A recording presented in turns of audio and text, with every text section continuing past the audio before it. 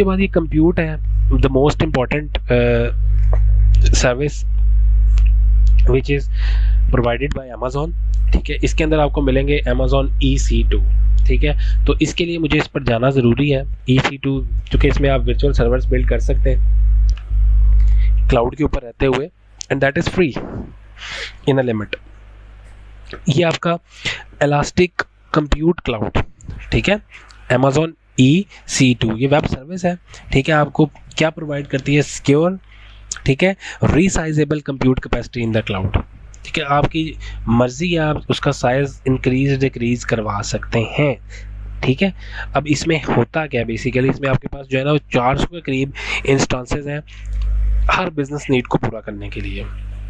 और मुझे जो इसमें एम्फसाइज करके बात आप लोगों को बतानी है, जो इनकी यूनिकनेस है वो ये है कि ये सिर्फ विंडोज़ प्लेटफॉर्म के लिए नहीं है, बाकी तमाम प्लेटफॉर्म्स के लिए भी है, इंक्लूडिंग मैक। जबकि इसके कंपेटिटर्स में माइक्रोसॉफ्ट का एज़्योर है, गूगल का क्लाउड है, वो भी ये सर्विसेज प्रोवाइड कर रहे हैं। ठीक है, EC2 यानी वो आपको इलास्टिक कंप्यूटिंग की सर्विसेज प्रोवाइड कर रहे हैं, but they are not supported with Mac OS। ठीक है, मैक जो एप्पल का OS है उसके साथ जो है वो ये सिर्फ AWS सपोर्टेड है, इसलिए ये अभी भी टॉप पे है। और 25 रीजन्स हैं, 80 अवेलेबिलिटी जोन्स हैं ग्लोबली।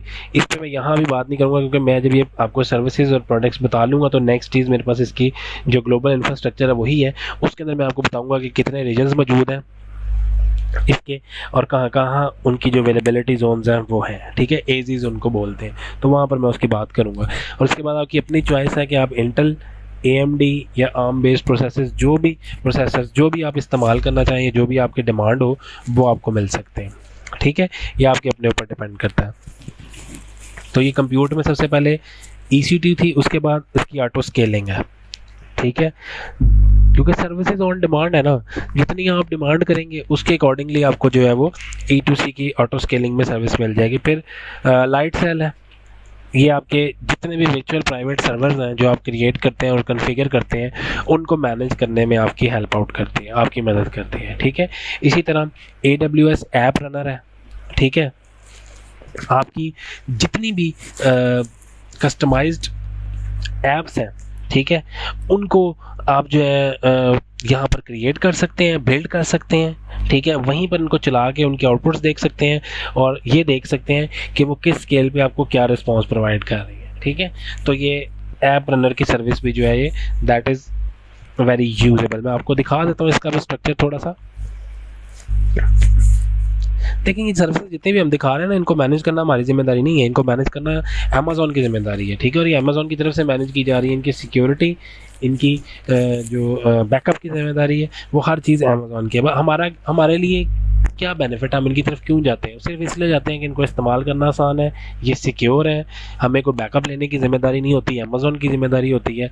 ठीक है, और मर्जी है हमारी, अगर हम ट्रैफिक को कभी भी किसी भी टाइम पे स्विच करना चाहें तो हम इसको क्विट करके स्विच कर सकते हैं। ठीक है, लेकिन ये हमारा टाइम इतना सेव कर देती है, इतना टाइम हमारा सेव कर देते हैं कि हम इन सर्विसेज से फिर एक दफ़ा जब लेना शुरू कर देते हैं, सर्विसेज को एक दफ़ा इस्तेमाल करना शुरू करते हैं, तो फिर हम इनको स्विच नहीं करते हैं, छोड़ते नहीं हैं। ठीक है, तो ये काम किस तरह करता है ऐप रनर की सर्विस? अगर मैं इसको थोड़ा सा आपको और भी दूँ तो आप इसमें अपना सोर्स ऐड करते हैं। ठीक है, जो भी आपने अपना सोर्स कोड लिखा होता है या जो सोर्स कोड आपने कंटेनर की फॉर्म में इंपोर्ट किया होता है या कोई आपकी इमेजेस होती हैं, ठीक है, उनको आप डेवलपमेंट सेटिंग्स के तौर पे इसमें इंटीग्रेट करते हैं, फिर उनकी कॉन्फ़िगरेशन करते हैं। ठीक है, उनकी सर्विसेज की सेटिंग को इसके साथ अटैच करते हैं, उसको मेमोरी एलोकेट करते हैं, उसकी सेलिंग करते हैं, उसके हेल्थ चेकअप करते हैं। ठीक है, और फिर आप उसका रिव्यू लेके उसे क्रिएट कर देते हैं, और जब आप उसे क्रिएट कर देते हैं तो उसको एक सिक्योर URL मिल जाता है। ठीक है, और जब सिक्योर URL मिल जाता है तो इसका मतलब है कि अब आपकी ऐप जो है वो AWS वेब सर्विसेज, जो अमेज़ॉन की वेब सर्विसेज जो इनके ऐप रनर के ऊपर चल रही हैं, अब इसकी सिक्योरिटी की जिम्मेदारी उनकी है। ठीक है, so that is the role of app runner.